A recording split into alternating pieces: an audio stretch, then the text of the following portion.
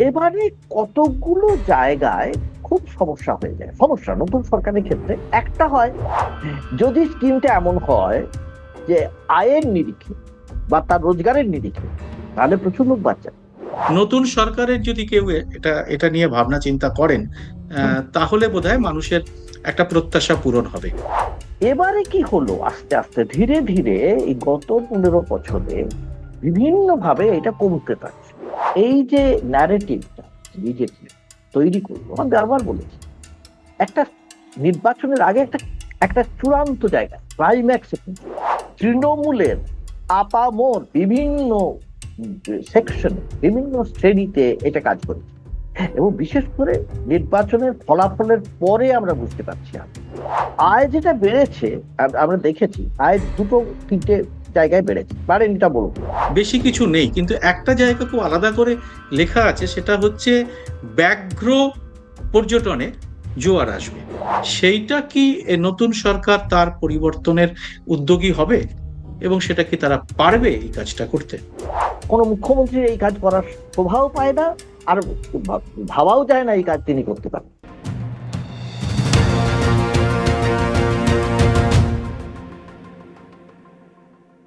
নমস্কার সবাইকে, আজকের এই খোলা আড্ডা অনুষ্ঠানে স্বাগত। আমি সুব্রত বসু। 15 বছর পরে পশ্চিমবঙ্গে একটা নতুন সরকার তৈরি হচ্ছে, যার নেতৃত্ব দেবেন শুভেন্দু অধিকারী মুখ্যমন্ত্রী, তিনিই হচ্ছেন।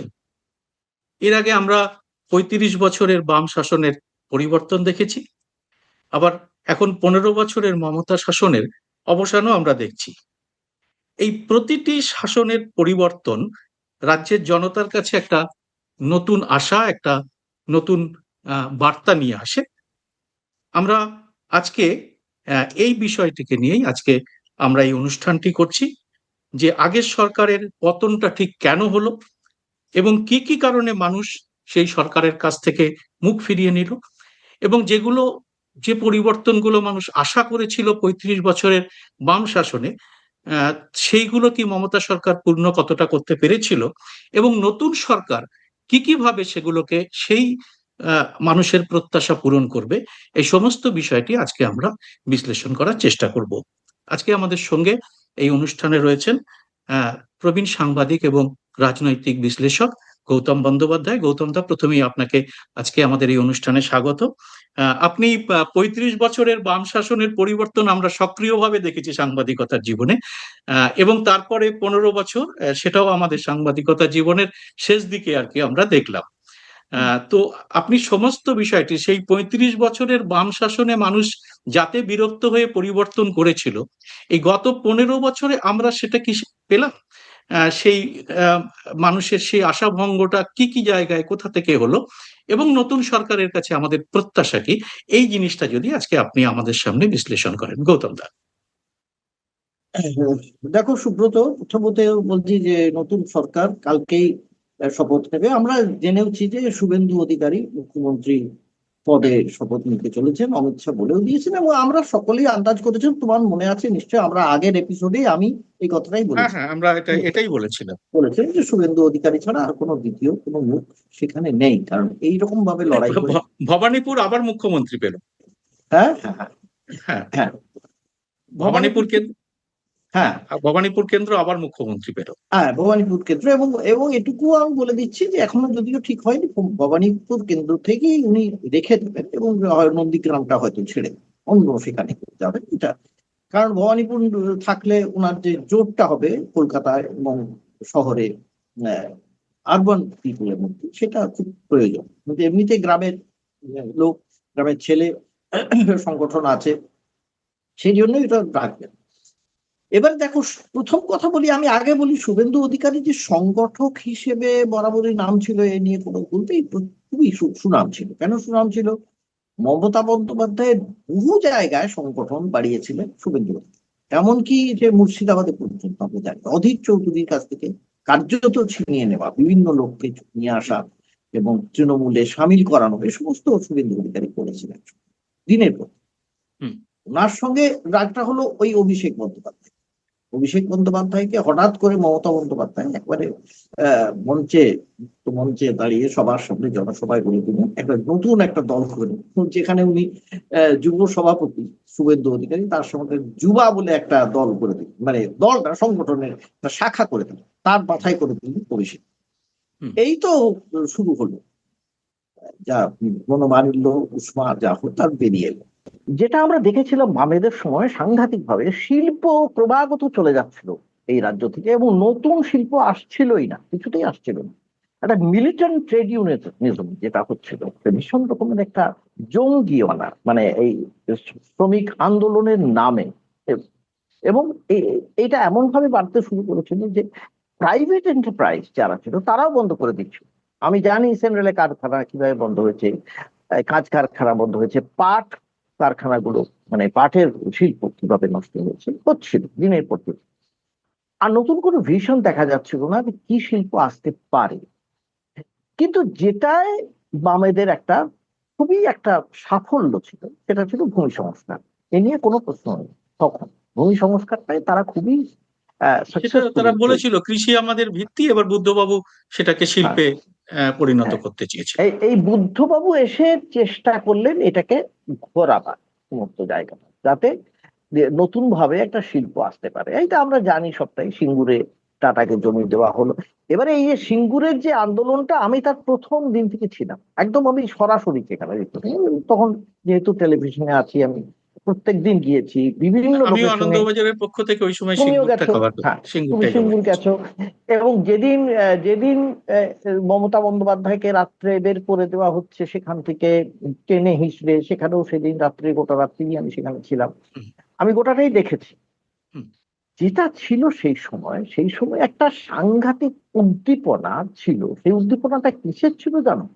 ছিল, দেখো, যে বিরোধী পক্ষ বলে আমরা সেখানে কাকে কাকে দেখি, সেখানে সেখানে বিরোধী পক্ষ কংগ্রেস এলো, তৃণমূল তো আছেই, সেখানে সিপিএম এর একটা বিশাল অংশ আমি নিজে দেখেছি চলে গেল তাদের মধ্যে। বিশেষ করে কমিউনিস্টের একটা বিশাল অংশ সেখানে চলে গেল। এবং বিজেপি, আজকে যারা বিজেপি করে সেই বিজেপির একটা বিশাল অংশ, কারণ আমরা জানি সেখানে বিজেপি কেন্দ্রীয় নেতৃত্ব পর্যন্ত রাজনাথ সিং মমতাকে ছিলেন, আমরা দেখেছি একদম মঞ্চে। ছিলেন। তো এবারে তাকে সমর্থন, এই যে সামগ্রিক যে একটা একটা জোয়ার এলো যাকে বলা হয় ভীষণ রকম, সেই জোয়ারটা যেদিন মমতা বন্দ্যোপাধ্যায় জিতলেন, মানে তৃণমূল সরকার যেদিন এলো, সেদিন তোমার মনে আছে মমতা বন্দ্যোপাধ্যায় একটি গাড়িতে করে কলকাতা ঘুরছিল, ঘুরে সোমনাথ চট্টোপাধ্যায়ের বাড়ি গেলেন, সেখানে গিয়ে তাকে জানাতে, তার সঙ্গে একটা যাকে বলা হয় গুড উইশেস একটা যাকে বলা হয়, সৌজন্য, তিনি সৌজন্য দেখাতে সৌজন্য, গেছেন। হ্যাঁ, সৌজন্য বিনিময়ের জন্য তিনি গেলেন, আমরা দেখে মনে আছে আমাদের সেই কথাগুলো। এবারে কি হলো, আস্তে আস্তে ধীরে ধীরে এই গত 15 বছরে বিভিন্ন ভাবে এটা কমতে থাকছিল। একটা প্রশাসনিক ব্যর্থতা তো আমরা দেখেইছি। প্রশাসনিক ব্যর্থতা, কিন্তু আমি মনে করি না প্রশাসনিক ব্যর্থতার জন্য প্রচন্ড অ্যান্টি ইনকামবেন্সি হয়, এটা আমি মনে করি না। কারণ আমি দেখেছি, আমি উদাহরণ দিতে পারি, সারা ভারতে প্রশাসনিক ব্যর্থতা থাকার পরেও প্রচুর সরকার ফিরে এসেছে বা ফিরে আসে। এই প্রো ইনকামবেন্সি একটা দেখতে পেয়েছি, আমি দেখতে পাই যে আসে। এরপরে এলো দুর্নীতি, দুর্নীতিও সামলে দিয়েছে। দুর্নীতি কেন, নারদা সারদা হয়েছে দেখো, তারপরেও কিন্তু লোকসভার নির্বাচন জিতেছেন, তারপরে বিধানসভা কতবারে সেখানে জিতেছেন। কিন্তু কতগুলো জায়গা ভীষণ রকমের আঘাত করছে। তৃতীয়ত হলো আরজিকর। আরজিকরে এই যে একটা ভীষণ রকমের যাকে বলা হয় নারী সমাজের মধ্যে একটা ভয়ঙ্কর আলোড়ন তৈরি হলো, যে মূলত হয়েছিল আরবান সেকশনে, শহরে, কিন্তু শহরতলিতেও পৌঁছে গিয়েছে। আর মিডল ক্লাস যে উইমেনরা তারা ভীষণ রকমের এটা বিরুদ্ধে যাচ্ছে। তবুও আমার মনে হয়েছিল, আমাদেরও মনে হয়েছিল যে এটা কি পারবে সবাই লক্ষ্মীর ভান্ডার ছাড়তে, তারপরে স্বাস্থ্য সাথী, যুব সাথী, বিভিন্ন ধরনের যে সমস্ত স্কিম আছে ছাড়তে পারবে মানুষ, এটা আমাদের মনে হয়েছিল। কিন্তু হয় কি, কোনো একটা জায়গায় যদি এত ব্যর্থতা থেকে যায়, যে ব্যর্থতার মধ্যে যাকে বলে টিপ অফ দি আইসবার্গ লোকের কাছে মনে হলো কোনটা, যে এইটা যদি এইটা হয়, একটা মন্ত্রীর বান্ধবীর বাড়িতে যদি এইরকম কোটি কোটি টাকা দেখতে পাওয়া যায়, এইটা মানুষের মাথায় গেঁথে যায়, মাথার মধ্যে ঢুকে যায় যে এই একটা লোক এই এত টাকা বাড়িতে রেখে দিয়েছে। এইটা কিন্তু ভীষণ রকমের এই চিত্রকল্প যাকে বলে সেটা ভীষণ রকম মাথায় থেকে যায়। এটা খুব ভীষণ ক্ষতি করেছে মমতা বন্দ্যোপাধ্যায়, আমি দেখেছি। সবার উপরে হলো কিন্তু এই যে হিন্দুত্ববাদের একটা যে আমরা যে অনুসরণ, যেটা ভীষণ রকম ভাবে শুরু হলো, এই ঘুষপেটিয়া বা হিন্দুত্ববাদ, হিন্দু ধর্ম, মুসলিমরা এখানে বেড়ে যাচ্ছে, এই যে ন্যারেটিভটা বিজেপি তৈরি করলো, আমি বারবার বলেছি একটা নির্বাচনের আগে একটা একটা চূড়ান্ত জায়গা ক্লাইম্যাক্সে পৌঁছে ভীষণ রকম।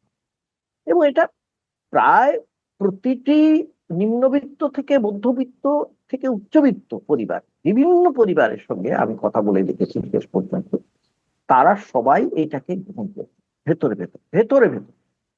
তাদের সবারই মনে হয়েছে নিশ্চয় এটাই ঠিক, এটা ঠিক। যদি এটা না থাকে, মুসলিমদের এই যে দাপট যদি কমে যায়, তাহলে হিন্দুদের ভালো হবে। বিভিন্ন জায়গায় বাংলাদেশেও আমরা দেখেছি এই জিনিস হয়েছে, কখনো পাকিস্তানে দেখেছিলাম আমি যে এই জিনিস হয়েছিল, হয়নি না বলবো না, বিভিন্ন দেশে হয়েছে, শ্রীলঙ্কায় পর্যন্ত হয়েছে। শ্রীলঙ্কায় যারা আমাদের এখানকার এই ট্যামিলস, আমাদের ইন্ডিয়ান ট্যামিল, তাদের বিরুদ্ধে কি কি কাণ্ড হয়েছে, একই জিনিস আমরা দেখেছি। বিভিন্ন জায়গায় এটা হয়, আমাদের এখানেও হয়েছে। কিন্তু সেইটাকে কাটাবার জন্য যে প্রশাসনিক সাফল্য, সেটা তো একবার দেখতে পেলাম, একেবারে টোটালি ল্যাক করলো। তার কারণ মমতা বন্দ্যোপাধ্যায় পরে যারাই থাকলেন, দেখো তৃণমূলের যত নেতা নেই সবাই ধরে নিল মমতা বন্দ্যোপাধ্যায় এবার যদি রিটায়ার করেন, অবসর নেন, তাহলে অভিষেক বন্দ্যোপাধ্যায় চলে আসবে।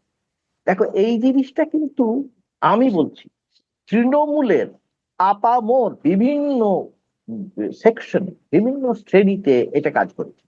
এবং বিশেষ করে নির্বাচনের ফলাফলের পরে আমরা বুঝতে পারছি, এই যে ফলাফলের পরে বুঝতে পারছি প্রচুর মানুষ এত বিরক্ত ছিলেন অভিষেক বন্দ্যোপাধ্যায়ের দাপটে, এটা কেউ মানতে পারছে না। এটা হয়, এটাও হয়, এটা হয় যদি এমন লোককে বসানো হয় যে মাটি থেকে উঠে আসে। হ্যাঁ, তার সেই ক্ষমতা নেই। দেখো আমরা যতই গালিগালাজ করি অজিত পাওয়ার সম্পর্কে, শরদ পাওয়ারের ভাইপো মারা গেছে, ঠিক আছে, তার বিরুদ্ধেও প্রচুর স্ক্যাম ছিল আমরা জানি, প্রধানমন্ত্রী বলেছিলেন, তারপরে তাকে নিয়ে যান। কিন্তু অজিত পাওয়ারের কিন্তু মাটির সঙ্গে একটা ভীষণ যোগাযোগ ছিল। কিন্তু অভিষেক বন্দ্যোপাধ্যায় তো সেরকম কোনো আন্দোলন করে উপরে উঠে আসেননি, সেই রকম সংগঠন তো তিনি নিজে কিচ্ছু তৈরি করতে পারেননি। তিনি তো করেছেন মমতা বন্দ্যোপাধ্যায়ের কৃপায় ও সৌজন্যে, এটা বরাবর করেছেন। আমরা বহু ক্ষেত্রে লিখেওছি এরকম যে তার কৃপায় হল। এইটাকে কিছুতেই মমতা বন্দ্যোপাধ্যায় সামলাতেই পারলেন ভেতরে ভেতরে। আমি বলে দিচ্ছি, এত ভোটের মধ্যে যদি আলাদা করে স্ক্যান করার উপায় থাকতো আমাদের দেশে, সমীক্ষা করতে পারতো কেউ, বা তৃণমূল যদি করতো, বা কোনো ইন্ডিপেন্ডেন্ট এজেন্সি করতো, তো দেখবে এর মধ্যে প্রচুর লোক আছে যারা তৃণমূল ওপরে ওপরে করেছে, ভেতরে গিয়ে ভোট দিয়েছে বিজেপি। এই জন্যই সাইলেন্ট ভোটটা করেছে, এত সাইলেন্ট এই জন্যই। সবাই বলেছে লক্ষ্মীর ভান্ডারটা পেয়ে যাই, আমরা করে যাই, কিছু দরকার নেই বলার, আমরা ভোটটাই ইয়ে করি। এটা কিন্তু হয়েছে, এটা হয়নি আমি তা মানতে পারবো। এটাও এবারে এবারে আসি সেকেন্ড ফেজে। এবারে নতুন সরকার আসছে, এই নতুন সরকার বিপুল ভোটে জিতে আসছে, 207খানা আসন পেয়েছে তারা। উত্তরবঙ্গ থেকে দক্ষিণবঙ্গ সর্বত্র তাদের জয়যাত্রা একেবারে অপ্রতিহত ছিল, আমরা দেখেছি। এবারে কতগুলো জায়গায় খুব সমস্যা হয়ে যায়। সমস্যা নতুন সরকারের ক্ষেত্রে একটা হয়, মানুষের অ্যাসপিরেশন, মানুষের আশা আকাঙ্ক্ষাটা অনেকখানি উঠে যায়, অনেক উঁচুতে। ঠিক এই জিনিসটা আমরা দেখেছিলাম যখন রাজীব গান্ধী প্রধানমন্ত্রী হলেন, ঠিক সেটাই হয়েছিল, খুব তাড়াতাড়ি ফল করবে, এটা এটা একটা সম্ভাবনা থাকে বা আশঙ্কা থাকে এ সরকার থাকে। কাজে সেই সরকার যিনি চালাবেন বা যারা চালাবেন তাদের খুব মানে সুচারুভাবে সরকার পরিচালনা করতে হবে। দ্বিতীয়ত হচ্ছে, যারা এই সুযোগ সুবিধে এতদিন পেয়ে আসছিলেন, লক্ষ্মীর ভান্ডার বা স্বাস্থ্য সাথী বা যুব সাথী, যুব সাথীটা খুবই কম দিন, ঠিক আছে, অনেকে হয়তো পাননি, ঠিক আছে, আমি ধরছি না। বা এই যে অন্যান্য কন্যাশ্রী, রূপশ্রী, সমস্ত বিভিন্ন যে প্রকল্প, সেগুলোর কি হবে? লক্ষ্মীর ভান্ডারের জায়গায় অন্নপূর্ণা ভান্ডার, আমি জানি প্রচুর মহিলার মধ্যে এখন থেকে চিন্তা হচ্ছে যে তারা কি এটা পাবেন, তারা কি মাসে মাসে 3,000 টাকা পাবেন। হুম। এখন সভাপতি, রাজ্য সভাপতি সমীর ভট্টাচার্য বলেছেন এটা প্রধানমন্ত্রীর ফান্ডে আছে, এই টাকাটা মহিলারা পাবেন, পাবেন নিশ্চয়ই পাবেন, কিন্তু কন্ডিশন কি? এখানে কোনো কন্ডিশন ছিল না, যে কোনো সবাই পরিবারের পেতেন, সবাই পেতেন। ওখানে কি তাই হবে?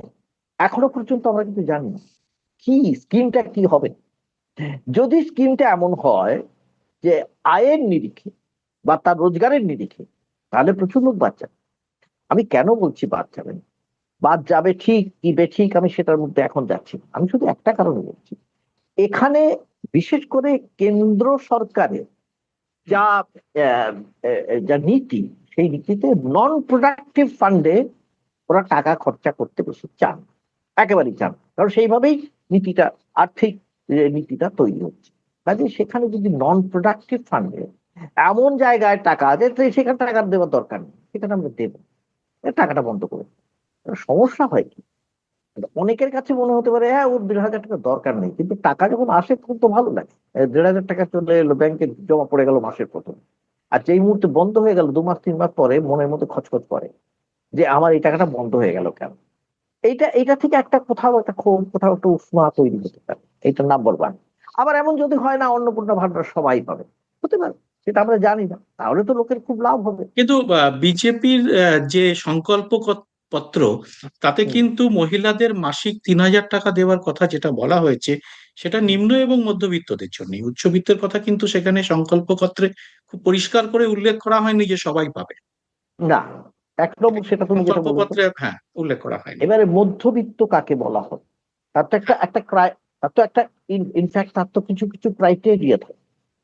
একে মধ্যবিত্ত বলা হয়, তার তো নিশ্চয়ই ব্যাংক ব্যালেন্স দেখতে চাই, ব্যাংকের ট্রানজাকশন দেখতে চাই, তবে তো বোঝা যাবে তিনি কত টাকা পান পারিবারিক আয় তো রোজগার এখন জানা খুবই সহজ, এখন তো এখন। আহ, না, কিছু কিছু ক্ষেত্রে জানা একটু অসুবিধা আছে, যে মনে করো যাদের এই নগদ টাকায় কাজ হয়, বেশ কিছু আছে যাদের হ্যাঁ, সেটা সার্ভিস ঠিক। সেক্টর, সার্ভিস সেক্টর সার্ভিস সেক্টরে যারা কাজ করে, তাদের ক্ষেত্রে মনে করো এই চুল কাটার কাজ করে, কিংবা কোনো জায়গায় কোনো খাবার বিক্রি করছে, রুটি বিক্রি করছে, কি এই এই যেমন প্রচুর যারা হকারি মানে হকার মানে বসে, হুম। খাবারের স্টল, প্রচুর খাবারের স্টল, বাড়ি থেকে খাবার নিয়ে এসে বিক্রি করছে, তাদের তো পাওয়া নাও যেতে পারে। ঠিক। কিন্তু এবারে যদি সরকার এটা নিয়ম করে, নিয়ম যদি করে না এবারে সমস্ত অনলাইন ট্রানজাকশন বাড়াতে হবে, করতে হবে, এইরকম ট্রানজাকশন তোমার চলবে না, যদি বলে দেয় সরকার, হুম। যদি নিয়ম করে যে না আমরা সবটাকে একটা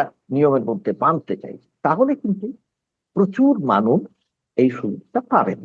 এক নম্বর, এটা হলো একটা। এবারে স্বাস্থ্য সাথী তো বদ্ধ হয়ে যাবে, আয়ুষ্মান ভারত আসবে। আয়ুষ্মান ভারতের ইয়েগুলো, কন্ডিশন গুলো আমরা জানি অনেক। প্রথমত সেখানে দেখো বছরে যা দেখেছি মাসে প্রায় 20,000 টাকা করে বা রোজগার বা হেনাতেনা হলে, বেশি হলে, অনেকগুলো শর্ত আছে সেখানে, অনেকগুলো শর্ত রাখা আছে। পাকা বাড়ি হলে পাবেন না, হ্যাঁ, দু হ্যাঁ। চাকার বা 4 চাকার সাইকেল গাড়ি থাকলে পাবেন না, এরকম প্রচুর শর্ত আছে। এখন সেই শর্ত গুলো যদি লাগু হয় তাহলে আয়ুষ্মান ভারতে অনেকে বাদ যাবেন। লাভ হবে একটাই, 70 বছরের বেশি যারা, তাদের ক্ষেত্রে পরিষ্কার বলা আছে তারা এটা পাবে, এই আয়ুষ্মান ভারতের সুবিধাটা পাবে।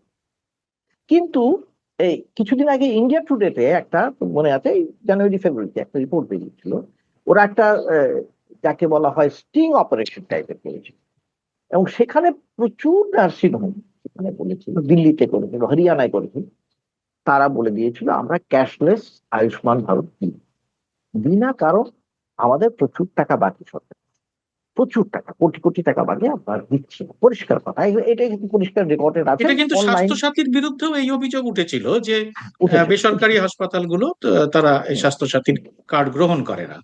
করে না, কিন্তু সরকারি হাসপাতালগুলো কিন্তু স্বাস্থ্য সাথী কার্ড প্রচুর গ্রহণ করেছে। এবং তুমি যেটা বলছো তারপরে ওইটা নিয়ে এই বিভিন্ন জায়গায় মামলা মোকদ্দমাও হয়েছিল, হ্যাঁ। কমপ্লেনও হয়েছিল, এবং তারও কিছু সুফল মাঝে মাঝে পাওয়া গিয়েছে অনেক আহ, ক্ষেত্রে। গৌতম দা, আমি আর একটুখানি সংকল্প পত্রের কথাতে আসি। হ্যাঁ, এখানে এসো, যেমন হ্যাঁ। অনেক শর্ত রয়েছে আয়ুষ্মান ইয়েতে, ভারতে, এবং অন্নপূর্ণা ভান্ডারে, কিন্তু বেকার যুবক যুবতীদের মাসিক 3,000 টাকা দেওয়ার সংকল্প, এবং তার হুম, সঙ্গে প্রতিযোগিতামূলক পরীক্ষার প্রস্তুতিতে মাসে 15,000 টাকা, এককালীন, মাসে নয়, এটা এককালীন 15,000 টাকা প্রস্তুতির জন্য। এটা তো খুব বড় একটা কোষাগারের উপরে একটা বড় চাপ তৈরি আসবে, যে কোষাগার প্রায় প্রায় একদম দেনায় চলে। আমরা জানি যে এখানকার আমাদের পশ্চিমবঙ্গের কোষাগারের খুবই খারাপ অবস্থাটা অবস্থা। খুবই মমতা খারাপ অবস্থা। বন্দ্যোপাধ্যায় খুবই খারাপ। খুবই খারাপ শাসনে হ্যাঁ, কি খুবই দাঁড়িয়েছিল। খারাপ। হুম, এই যে এই এই এই কথাটা আগে আসি। মমতা বন্দ্যোপাধ্যায় যেটা করেছেন, সমানে খরচ করে গিয়েছেন, কিন্তু আয় কিসে বাড়বে তিনি কিচ্ছু দেখেননি কার্যকর। হুম, আয় যেটা বেড়েছে, আমরা দেখেছি আয় দুটো তিনটে জায়গায় বেড়েছে, বাড়েনি তা বলুন, কয়েকটা জায়গায় বেড়েছিল। একটা জায়গায় বেড়েছিল ট্যুরিজমে, আয়টা বেড়েছে, আমরা হিসেব করে দেখছি। হুম। আরেকটা হচ্ছে মদ বিক্রিতে বেড়েছে, মদ বিক্রিতে ভয়ঙ্কর বেড়েছে, আবগারিতে, ভালো ভীষণ ভালো বেড়েছিল। ভালো, আবগারিতে প্রচুর বেড়েছে, ট্যুরিজমে বেড়েছে।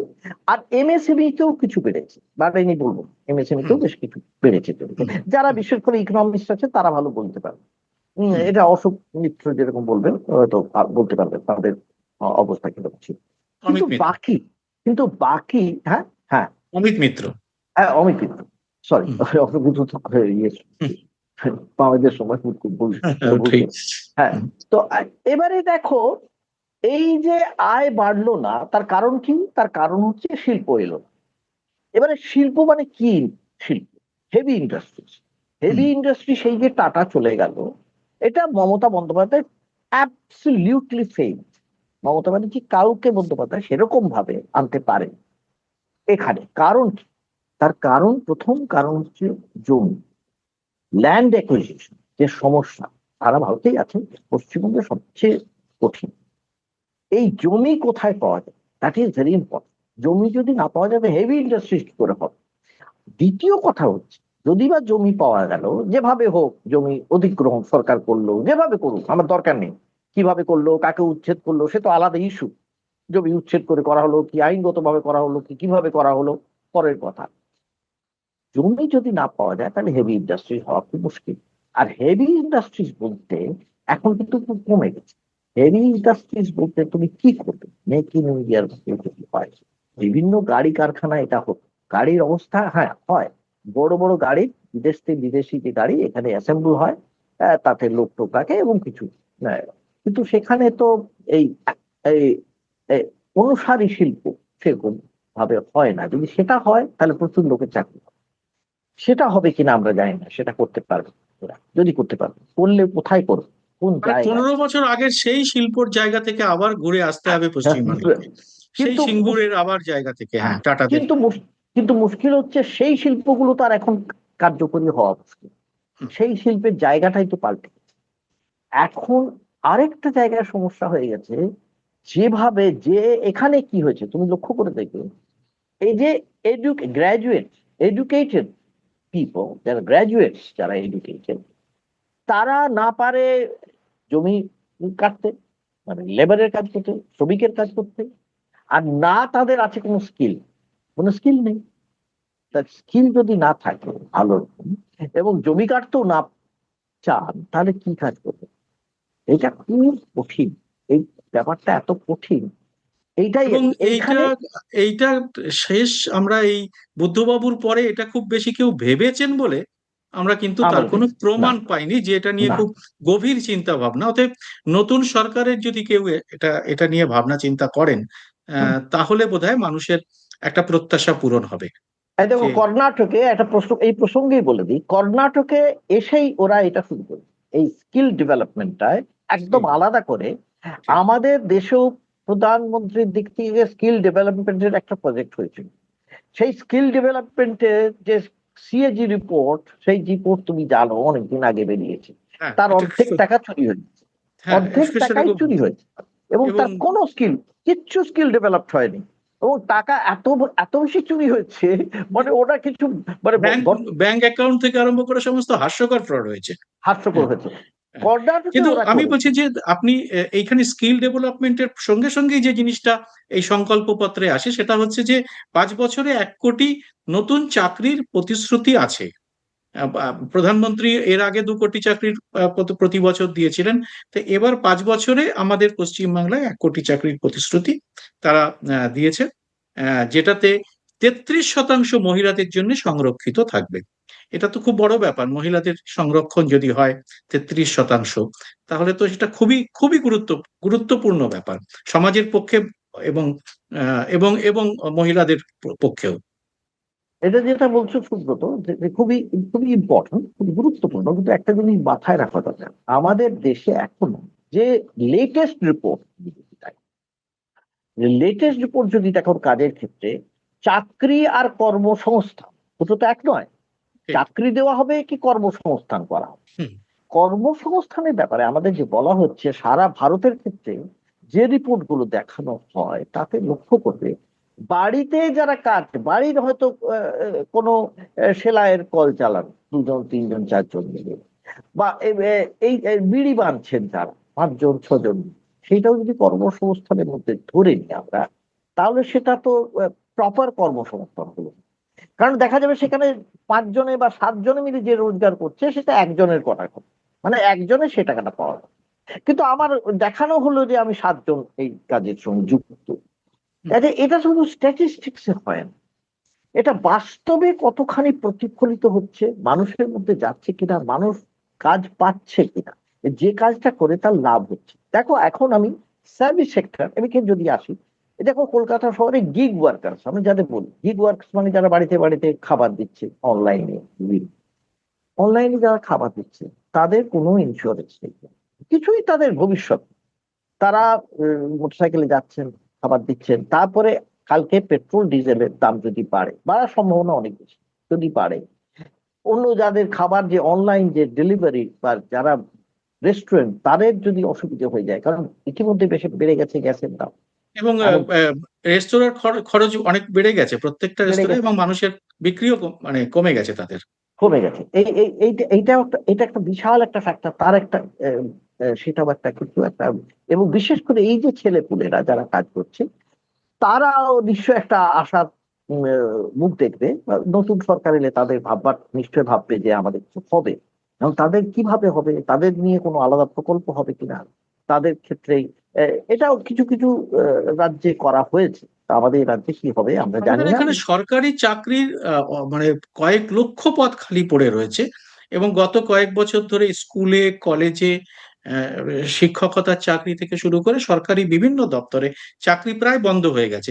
কিছু দুর্নীতির জন্য, কিছু মামলা মোকদ্দমার জন্য, দুর্নীতির সঙ্গে মামলা মোকদ্দমাগুলো অঙ্গাঙ্গিভাবে যুক্ত।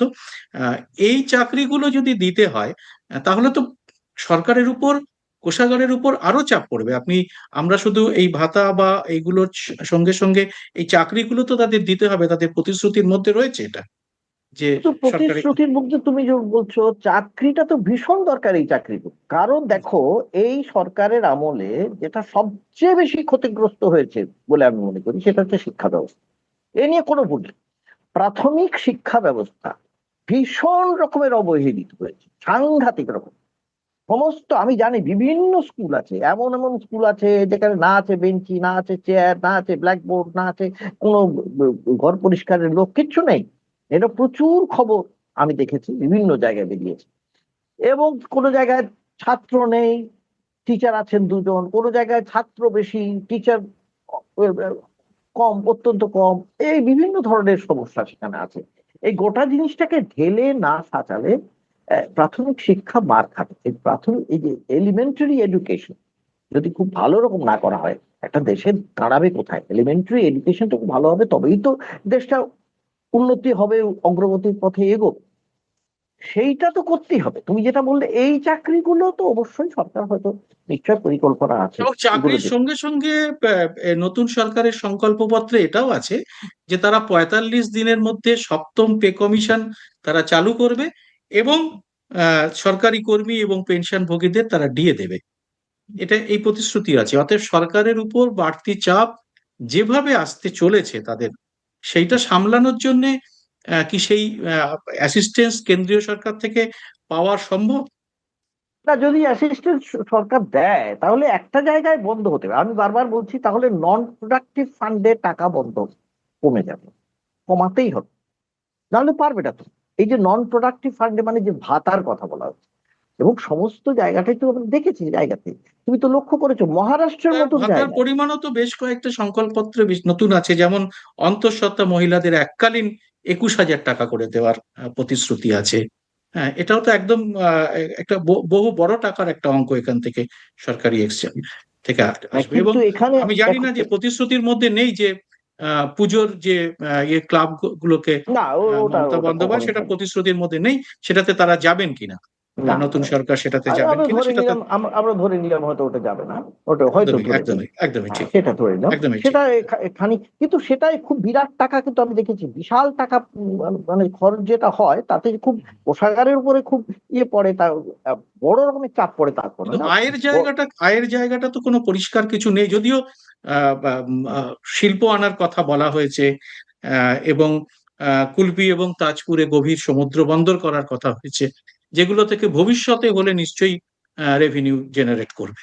কিন্তু সারা এখন তো ভারতে, হুম, হ্যাঁ, সারা ভারতে দেখো, এই যে সমুদ্র বন্দর বলি বা এমবি বিমানবন্দর বলি বা পাওয়ার বলি, ইলেকট্রিসিটি, এই যে মোবাইল চিপ বলি, এগুলো সবই প্রায় দুটো কি তিনটে শিল্প সংস্থার হাতে আছে, আম্বানি আদানিদের হাতেই আছে এগুলো। বিশেষ করে এনার্জি সেক্টর তো আছেই, পাওয়ার সেক্টর।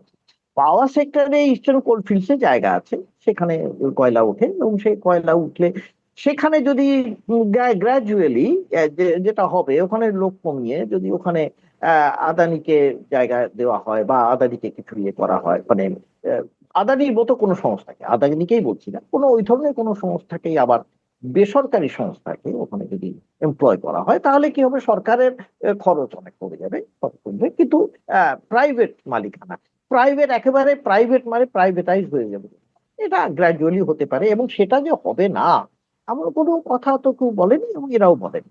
রেলেরও বহু ক্ষেত্রে কিন্তু প্রাইভেটাইজেশন হয়েছে, ছোট ছোট ক্ষেত্রে দেখেছি এইখানে আমরা। আপনি একটা যেটা বলছেন, একটা আশঙ্কার জায়গা, আমাকে অনেকে এটা ইয়েও করেছে, পয়েন্ট আউটও করেছেন, যে সরকারের সংকল্পপত্রে যে সমস্ত আয়ের জায়গাগুলো আছে সেগুলো খুব বেশি কিছু নেই, কিন্তু একটা জায়গা খুব আলাদা করে লেখা আছে, সেটা হচ্ছে ব্যাঘ্র পর্যটনে জোয়ার আসবে।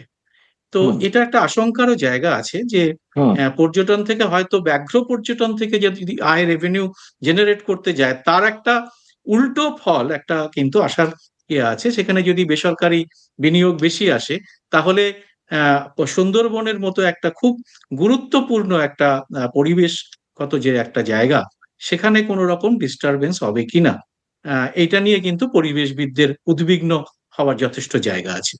গৌতম। পরিবেশবিদদের যদি উদ্বিগ্ন হওয়ার কথা থাকে তাহলে তো অনেক জায়গাতেই হতে পারে। পরিবেশবিদদের যদি তুমি বলো, তাহলে গুজরাটে তো হয়েছে। গুজরাটে পরিষ্কার, গুজরাট সরকারের নিজস্ব ডিপার্টমেন্ট, বন দপ্তরের আপত্তি ছিল প্রবল, যে সেখানে বন দপ্তরের জমি দেওয়া যাবে না, যাবে না বলে লেখা হয়েছিল। কিন্তু সেখানে আদানিকে দেওয়ার কথা সুপারিশ করে সরকার, ঠিকই। কিন্তু প্রথমে সেটা খারিজ হয়ে যায়। খারিজ হয়ে, মানে কেন্দ্র থেকে বলে না খারিজ করে দিতে হবে, বন দপ্তর বলছে না, আবার গুজরাট সরকার বলে না এটা করতে হবে, এবং তারপরে সেখানে হচ্ছে, সেখানে হবে। নিকোবরে, আন্দামান নিকোবরে একটা বিশাল জায়গা জুড়ে এটা আচ্ছা, হবে। একটা, হ্যাঁ, সেটা সেটা এবং নিয়ে আমি একটা তা অনুষ্ঠান নিয়ে, করেছি আলাদা। এবারে তা হ্যাঁ, নিয়ে সারা পৃথিবীতে বহু জায়গায় বহু পরিবেশবিদ, এমনকি আন্তর্জাতিক ক্ষেত্রেও আলোচনা হয়েছে। বিশেষ করে সি টার্টলরা যারা ওখানে সবচেয়ে মূল্যবান, যেটা নিকোবরে ঢুকতে পারে, সেই লেদার জায়গাটা লেদার কমে। Back turtle, leather back turtle ওদের। হ্যাঁ, লেদার ব্যাক টার্টল, ঠিকই তো, লেদার ব্যাক, তাদের প্রচন্ড তারা কমে যেতে পারে। এই ধরনের সমস্যা তো কিন্তু হতেই একটা পারে। জিনিস হচ্ছে যে এগুলো, যেমন এখানেও গ্রেট আন্দামানেও নিকোবরেও যেটা হয়েছে, সেটা আমাদের পশ্চিমবঙ্গের সুন্দরবনেও সেটা ম্যানগ্রোভ অরণ্যটা কিন্তু সেখানেও সেটা রয়েছে। এবং এই ম্যানগ্রোভ অরণ্য ব্যাপকভাবে ধ্বংস হয়েছে গত সরকারের আমলে। এ নিয়ে আমরা বারবার একদম তাই। আমরা হ্যাঁ। বলেছি, আমরা লিখেছি অনেকবার। হুম, হ্যাঁ, যে হুম। ম্যানগ্রোভকে ভীষণভাবে ধ্বংস করা হয়েছে, এবং তার জন্য সুন্দরবনের যে পরিবেশগত ভারসাম্য অনেক জায়গায় কিন্তু ক্ষতিগ্রস্ত হয়েছে। অনেক এই জায়গায় সরকার কি সেটা পারবে উত্তরবঙ্গ ধরতে, হয়েছে। না ব্যাঘ্র প্রকল্প এ সমস্ত করে আরো বেশি সেটাকে দেখো আহ, উত্তরবঙ্গ, তুমি যেটা বলছো এক্স্যাক্টলি উত্তরবঙ্গ এটা হয়েছে। উত্তরবঙ্গে প্রচুর বনের কাঠ বেআইনি ভাবে বিক্রি, চোরাই চুরি করে বিক্রি করে দেওয়া ভয়ঙ্কর অজস্র ভাবে হয়েছে, ভয়ঙ্কর হয়েছে। ভীষণভাবে হয়েছে। এই নিয়ে হ্যাঁ, কত ভুল নেই। নদীর বালি চুরি করা হয়েছে, হয়েছে, এ তো হয়েছে, আমরা জানি। বালি দিনের চুরি, পর দিন মাটি চোখের চুরি, সামনে মানুষ মাটি দেখেছে। চুরি, বালি চুরি প্রচুর হয়েছে। এবং সবচেয়ে বড় কথা, সেখানে কিন্তু সবচেয়ে আশ্চর্যের কথা হবে যদি এটা, যদি এই যে বন্ধ করা হয়, বন্ধ করে তারপরে কি হয়, রোজগারটা, রেভিনিউটা কিসে আসে? বালিও দরকার হবে, মাটিও দরকার হবে। সেইটা কি করে হবে? মানে ড্রেজিং করা হবে বা একমাত্র, গতবারে আমি দেখেছিলাম মানস ভূঁইয়া একটি সিদ্ধান্ত নিয়েছিলেন। সিদ্ধান্ত খুব ইন্টারেস্টিং সিদ্ধান্ত, যে একটি নদীতে তিস্তাও হতে পারে, আমার ঠিক মনে পড়ছে না, ড্রেজিং করবে যে লোকটা, তাকে কোনো পয়সা দেওয়া হবে না, সে নিজের টাকায় ড্রেজিং করবে। কিন্তু যেটা উঠবে মাটি, মাটি এবং বালি রেশিও অনুযায়ী রাজ্য সরকার টাকা পাবে, আর বাকিটা সে পাবে লাভ হিসেবে। এইরকম একটা কন্ডিশন করা হয়েছে। এই কন্ডিশনটা আমার মনে হয়েছিল এটা যদি সাকসেসফুল হয় ভালো। এই গত সরকারের আমলে প্রতিটি প্রশাসনিক দপ্তর থেকে যেভাবে দুর্নীতিরকে হ্যাঁ, প্রশ্রয় দেওয়া ওটা কোনো হয়েছে এবং কথাই নেই। হ্যাঁ। শীর্ষ হুম। স্তর থেকে সেটাকে সমর্থন করা হয়েছে, হুম। তাতে কোনো প্রকল্পই, ভালো প্রকল্পই যে সেখানে খুব ভালোভাবে চলেছে হবে তা হবে না, এবং বলো। মানুষ তার তিক্ত অভিজ্ঞতা থেকে তারা সেটা বুঝেছে সেটা। হ্যাঁ, বুঝেছে। এখন সেইগুলো বন্ধ করে নতুন, তুমি যেটা বলছো, তার জন্য একটা জিনিস দরকার। এখন আমরা জানি না, খুব ফ্র্যাঙ্কলি জানি না, টেলি ফ্র্যাঙ্কলি, এই পশ্চিমবঙ্গের মানে জমিটা এত কমপ্লেক্স। মানে জমি মানে মানুষের জমি, মানুষের অন্তর, মানুষের ভেতরটা, বা মানুষরা এত কমপ্লিকেটেড জমি। সেখানে যদি খুব ভালো রকমের ভিশন না থাকে, ভিশনারি মানুষ কেউ যদি না আসে, আমি বারবার ভিশনারি বলতে আমরা সেই বিধান রায়ের কথা বলি, তাছাড়া আমরা কিছু মাথায় আসতে না। ইনফ্যাক্ট সত্যিই তাই, বিধান রায়ের সময়, কিন্তু বিধান রায়ের সময় সুবিধে ছিল সরকার নিজে শিল্প করবে। এখন তো সরকার শিল্প করবে না, পরিষ্কার বলে দিয়েছে সরকারের কাজ নয় শিল্প করা। তা কাজে এখন কাকে করতে হবে? কাজেই বেসরকারি আনতে হবে, বেসরকারি আনলেই তাদের সুবিধা দিতে হবে। সুবিধা তো তোমাকে দিতেই হবে। এবং সুবিধা তুমি কি দেবে? মানুষকে সেখানে, মানুষকে খুশি করে, মানুষকে সন্তুষ্ট করে, মানুষকে বুঝিয়ে তারপরে তোমাকে সেখানে জমি দিতে হবে, সুবিধা দিতে হবে। এটা খুব কঠিন একটা কাজ অবশ্য, যদি করতে পারে। কারণ যেহেতু এখন সরকার, যেটা আমি দেখতে পাচ্ছি, প্রচুর একটা যাকে বলা হয় বিপুল জনাদেশ নিয়ে এসেছে। কাজে এখন কিন্তু সরকার চাইলে সেই ধরনের কিছু ড্রাস্টিক স্টেপ নিতে পারে। এটা পারে যদি ভালো দিকে করতে চাই। আর যদি আমরা না, সেদিকে না ভাবা হয়, সেদিকে না ভাবনা চিন্তা করা হয়, তাহলে আমি জানি না এরপরে কি হবে। কিন্তু এটা থাকবে আমাদের মানুষের। সময় শেষ হলেও সব থেকে গুরুত্বপূর্ণ যে বিষয়টা আমার মনে হয়েছে, বহু মানুষের মুখে যেটা আমরা শুনি, সেটা হচ্ছে যে গত 15 বছরে আমরা যে আইন শৃঙ্খলার যে পরিস্থিতি হুম। দেখেছি, বা অবনতি বলা যেতে পারে, যেভাবে হুম। দেখেছি, এবং হুম। থানা পুলিশ সমস্ত কিছু একটা দলদাসে পরিণত হওয়ার যেটা দেখেছি, সেইটা কি নতুন সরকার তার পরিবর্তনের উদ্যোগী হবে, এবং সেটা কি তারা পারবে এই কাজটা করতে? মমতা বন্দ্যোপাধ্যায় মুখ্যমন্ত্রী হয়ে প্রথম দিন যে কাজটা করেছিলেন, সেটি হচ্ছে অত্যন্ত একটা, মানে কি বলবো, অত্যন্ত, মানে কোন মুখ্যমন্ত্রীর এই কাজ করার শোভাও পায় না। আর ভাবাও যায় না এই কাজ তিনি করতে পারেন। তিনি ভবানীপুর থানায় একটা থানায় গিয়ে ছাড়িয়ে এনেছেন পুলিশকে একজন যেতে চায়। অভিযুক্তকে। আর এবং তিনি তারপরে গিয়ে, আমরা দেখেছি পুলিশকে, হ্যাঁ, তৃণমূলের কর্মীরা মারছে যখন, তখন পুলিশ টেবিলের তলায় গিয়ে তলায় মাথা লুকিয়ে পড়ছে, লুকিয়ে পড়ছে। ঢুকে পড়ছে। তারপরে দেখেছি এবং পুলিশকে বোমা মারা, অমুক করা, এগুলো তো এবং একদম ছিল। সরাসরি আমরা টিভিতে দেখেছি, এটা এটা নেতাদের এই এই মুখের কথা। কিন্তু সবকটাই খুব কানেক্টেড, সবটাই কানেক্টেড। এই কানেকশন কেন? এই যে বাঙ্গুরে গিয়ে একজন প্রখ্যাত চিকিৎসককে অপমান করা সবার সামনে, এই জিনিসটা কিন্তু মনোবল ভেঙে দেয়। একদিকে পুলিশ, একদিকে সরকারি কর্মী, সবারই মনোবলটা কোথাও ভেঙে দেয়, এটা দেয় তো বটেই। এবং সেটা খুব ক্ষতি হয়েছে বলে আমি মনে করি। সেইটাকে রেস্টোর করতে হবে, যেমন করবো রেস্টোর করা দরকার। সেইটা রেস্টোর করতে পারলে রুল অফ ল যদি এস্টাবলিশ করতে হয়, তার একটা সমস্যা থাকে। যদি এই যে বললাম, বিপুল আশা আকাঙ্ক্ষা নিয়ে যারা এসেছে, তারা এত বেশি মানে আশা নিয়ে থাকে, তারা মনে করে সরকার যা করবে তাতে তাদের মঙ্গলের কথা ভেবেই করবে। সবার মঙ্গলের কথা ভেবে করার দরকার নেই। কিন্তু সরকারকে সেখানে অনেকটাই নিরপেক্ষতা এবং নৈর্ব্যক্তিক ভাবে খানিকটা কাজ করতে হবে। সেই কাজটা যদি দেখতে পাই আমরা, তাহলে অবশ্যই ভালো হবে। কারণ ক্ষতি হবে না। আরেকটা জিনিস আমি চাই, আমিও চাই, খুব মনে প্রাণে চাই, আমার মনে হয় যে কথাটা এখন বলছেন শুভেন্দু অধিকারী বা শ্রমিক ভট্টাচার্য, যেরকম যে সংযত ভাষা দেখতে পাচ্ছি প্রশাসক হিসেবে শুভেন্দুর মুখে বা শ্রমিক ভট্টাচার্যের মুখে, যে সেটা যদি হয় কার্যকর, ওনারা বলছেন অন্য কারুর কোনো জায়গায়, কারুর বাড়িতে কোনো জায়গায় হামলা করা চলবে না, এবং কোনো জায়গায় কোনো কারুর ভাঙচুর করা চলবে না, আঙুল আমি লাগানো চলবে না। ভিডিও দেখছিলাম সিউড়ির বিধায়ক আমার পরিচিত জগন্নাথ চট্টোপাধ্যায়। জগন্নাথ, হ্যাঁ, জগন্নাথ চট্টোপাধ্যায় সে গ্রামে গ্রামে যাচ্ছেন এবং সংখ্যালঘু গ্রামে গিয়েও হুম, তিনি মানুষের পাশে বলেছে, দাঁড়াচ্ছেন। এটা খুব হ্যাঁ, ভালো লক্ষণ আমার মনে এইটা হয়েছে খুব যে ভালো লোক, এটা এইটা এটা ভীষণ ভালো। এটা যে ভোটের আগে যা হওয়ার হয়েছে, যত রকম ইয়ে হুম, হয়েছে, এখন যারা বিধায়ক তারা সব মানুষের বিধায়ক, যিনি হুম, মন্ত্রী তিনি সব মানুষের মন্ত্রী, এবং যিনি মুখ্যমন্ত্রী তিনি সবার মুখ্যমন্ত্রী। হুম। হ্যাঁ, এটা সে তার এই বিরোধী হোক, এ- তার মতাদর্শের সঙ্গে তার মিল না হয় দেখতে পারে, কিন্তু তিনি এইটা একটা, তারও মুখ্যমন্ত্রী। এইটা, হ্যাঁ, তুমি হুম। কি বলো, বলো, হ্যাঁ, হ্যাঁ, কি এটাই আমি বলছি। বলছি, এটাই বলছি, আপনি বলুন। এটা একটা বড় পরিষদ ছিল, সেটা এখন আর আলোচনা করা যাবে না, কারণ বাংলাদেশের সঙ্গে সম্পর্ক আমাদের রাখতে হবে।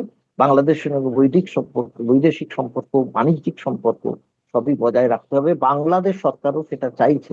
প্রধানমন্ত্রীর সঙ্গে, বাংলাদেশের প্রধানমন্ত্রীর সঙ্গে আমাদের বিদেশ মন্ত্রী আলোচনা হয়েছে, বৈঠক হয়েছে, সেখানেও খুব ফলপ্রসূ হয়েছে সেই আলোচনা। তাই সেই দিকটাও মাথায় রাখতে হবে, কারণ আমাদের এখানেও সেটা দেখাতে হবে যে এখানে যে ধর্মীয় বিভাজনের জন্য গোটা রাজ্যটা একটা অশান্তি এতে পূর্ণ হয়ে গেল, সেটা যাতে না হয় সরকারকে সেটা মাথায় রাখতে হবে, এবং আমার মনে হয় সেটা রাজ্য সরকার মাথায় রাখছে ইতিমধ্যে, এটা মনে হয়। কিছু মানুষের যে অতি উৎসাহী মানুষদের একটু এতে রাশ টানাও বোধহয় আইন শৃঙ্খলার, যেটা শ্রমিক খুব ভট্টাচার্যের দরকার। বার্তা রয়েছে, যেটা রং না দেখে তাদের গ্রেপ্তার করা, তাদের অতি উৎসাহী হয়ে তারা যে সমস্ত কাণ্ড কারখানা করছেন, তো সেগুলোকে রাশ টানা আমার হুম। মনে হয় এটা খুব জরুরি। এটা গৌতম দা এটা আমাদের এটা এটা তৃণমূল সরকারের সময় একদমই ছিল না, এবং অত্যন্ত ক্ষতিকারক। আমরা বলে, আমি বহু জায়গায় বলেওছি, করেওছি, পঞ্চায়েত নির্বাচনের থেকে আরম্ভ করে অনেক জায়গায় তৃণমূল এটা করে, তার ফলও তাদের ভুগতে হয়েছে, এবং এটাও একটা ব্যাপার। এইটা খুব বড় ব্যাপার গৌতম দা, যে জনগণের যে আশা আকাঙ্ক্ষা তারা সেটা যেমন রাখবে, তেমন তারা প্রতিনিয়তই কিন্তু লক্ষ্য রাখছেন, এবং এটা একটা খুব বড় ভালো ব্যাপার যে পশ্চিমবাংলায় বারবার পরিবর্তন। আমরা একটা সময় দেখছিলাম হুম, পশ্চিমবঙ্গে পরিবর্তন প্রায় বন্ধ হয়ে যায়, যখনই হুম, কেউ আসেন তারা একদম গেড়ে বসতে চান, এবং তারা সমস্তটা কুক্ষিগত করে তারা ভাবেন আমাদের বোধহয় আর কেউ সরাতে পারবেন না, হুম, জনগণকে তারা, মানুষকে তারা প্রজা বলে ভাবেন। তো হুম, এখন সেই অবস্থাটার একটা পরিবর্তন আমরা এর মধ্যে দেখলাম, এবং জনগণের হাতেই সমস্ত কিছু, তাদেরই শেষ ইচ্ছাটা কিন্তু তারাই প্রকাশ করেন। গৌতম ঠিক। দা, আজকে একটা খুব অসাধারণ আপনি আলোচনা আমাদের উপহার দিলেন। যারা আপনারা দেখলেন তাদের সবাইকে আমরা একটা অনুরোধ করি, সেটা হচ্ছে যে আপনাদের যে মতামত, আপনাদের প্রত্যাশা, আশা আকাঙ্ক্ষা, আপনাদের ভাবনা অবশ্যই আপনারা কমেন্ট বক্সে লিখে জানাবেন। এবং সেই সঙ্গে আমাদের এই চ্যানেল, আমার চ্যানেল এবং গৌতম ব্যানার্জি অফিসিয়াল, এই দুটো চ্যানেলকে আপনারা যদি সাবস্ক্রাইব করে নোটিফিকেশন বেলটি চালু করে রাখেন, তাহলে আমাদের উৎসাহ এই কাজের জন্য আরো বৃদ্ধি পাবে। আমরা এই ধরনের অনুষ্ঠান আবার নিয়ে আসব। আমরা প্রতিনিয়তই নতুন সরকারের কার্যকলাপের উপরে আমরা অনুষ্ঠান করে যাব। আমাদের সঙ্গে অবশ্যই গৌতম দা থাকবেন। গৌতম দা, আপনাকে আবারও ধন্যবাদ, এবং যারা এই অনুষ্ঠানটা দেখলেন সবাইকে নমস্কার।